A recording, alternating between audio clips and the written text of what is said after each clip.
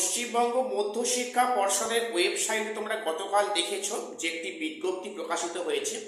সেখানে নতুন করে 78 জনের 78 ক্যান্ডিডেটদের পুনরায় ভেরিফাইয়ের জন্য ডাকা হয়েছে বিরোধীয় ভবনে।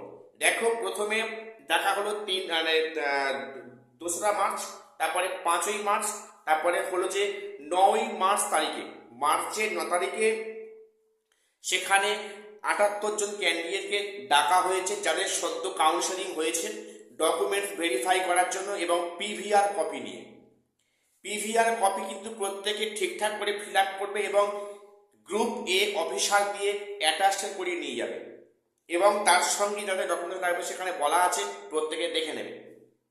তো এই নিয়ে আগামী প্রথমে গেল 2 মার্চে ভেরিফিকেশন এবং 5ই মার্চ এবং এর পরে আছে যে সেখানে 9ই মার্চ তারিখে প্রত্যেকে নামগুলো বা মিলিয়ে নিও, যেটা গতকাল পাবলিশ হয়েছে 2-3-2026-এ। সেখানে প্রায় 78 জনের লিস্ট দেওয়া হয়েছে। এইবারে একটা বিষয় তোমাদের বলি, গত সানডে 1 মার্চ যে group C SSC group C পরীক্ষাটা হয়েছে, সেখানে এখন নানা প্রশ্ন উঠছে। একটা খবর বিভিন্ন মিডিয়াতে ঘুরছে যে গ্রুপ সির নাকি প্রশ্নপত্র ফাঁস হয়েছে। অ্যাকচুয়ালি বিষয়টা কি, প্রত্যেকে ভিডিওটা মন দিয়ে শোনো, ভিডিওটা স্কিপ করো না।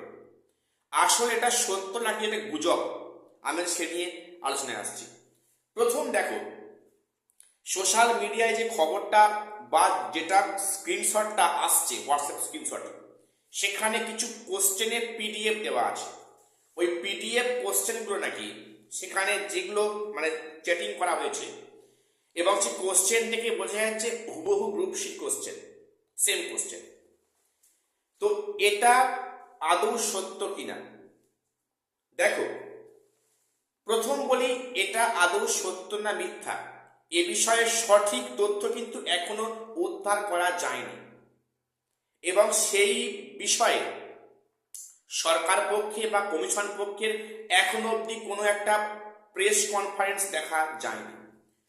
আচ্ছা, যদি ভাবি যে এই বিষয়টা সত্য, যে হ্যাঁ সত্যি প্রশ্ন ফাঁস হয়েছে, এটা সত্য, তাই যদি হয় তাহলে কমিশনের উচিত কি এই কোশ্চেন ফাঁসটা কিভাবে হয়েছে সেটা খোঁজ খবর নেয়া, সেটা তদন্ত শুরু করা এবং সেটা কোত্থেকে লিক আউট হলো এবং সেখানে ফাঁসটা কিভাবে হয়েছে তাদেরকে ধরা উচিত এবং শাস্তি প্রদান করা উচিত। তবে যারা বলছে হ্যাঁ এসএসসি একটা একটা সংস্থা যে কিনা কিছুটা করে দেখিয়েছে, যে কোশ্চেন ফাঁসটা এত টাইট সিকিউরিটি সত্ত্বেও এটা কিভাবে ফাঁস করা হলো, সে নিয়ে কমিশনের স্টেপ অলরেডি নেওয়া উচিত ছিল।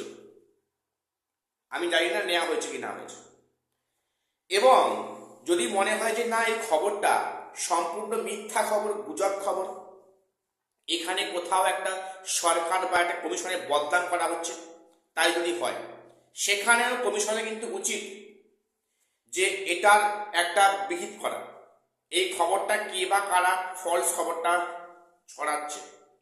এতে করে কিন্তু কমিশনের গায়ে কলঙ্ক পড়ছে যে এত টাইট সিকিউরিটি, সেখানে সমস্ত চেকিং করে ঢোকানো এবং সেখানে কি পড়ে যাবে ক্যান্ডিডেটটা সেটাও ধার্য করে দেওয়া।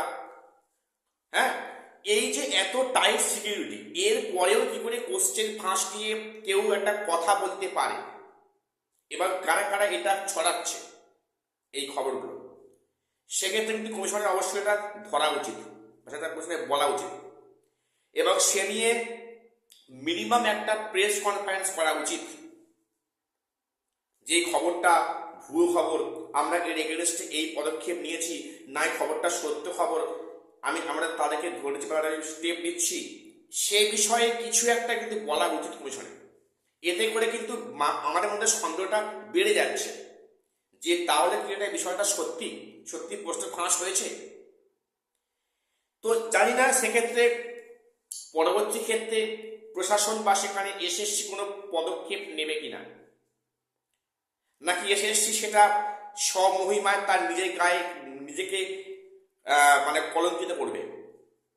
আদৌ এটা সত্য না মিথ্যা সে বিষয়ে এখনো কোনো তথ্য অন্তত আমার নলেজের মধ্যে নেই। যাই হোক, আজকে এটুকুই আপডেট দেওয়ার ছিল।